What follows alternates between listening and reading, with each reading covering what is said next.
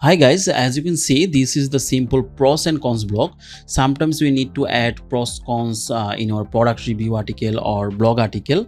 So today in this video I will show you how to add simple pros and cons to your blog post with our editorial rating plugin. So let's get started. First, make sure you have installed and activated the editorial rating plugin. Also make sure you enable the pros and cons block from the editorial rating block section. Now I will go to the post editor where I want to add the pros and cons block. Click add block and you will see all the editorial rating blocks here. Just select the pros and cons block. After selecting it, you can easily change the font color, background color, item gap, item divider and the pros cons heading and content as well.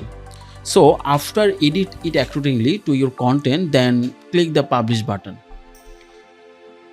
Finally, view the page to ensure it was added properly. That's it. If you face any problem, please contact us through our contact form or submit a ticket or email us at hellopluginic@gmail.com. If you want to add more layout or customize this plugin according to your needs, please submit your requirement to us. We will evaluate for you. Thanks for today. Bye bye.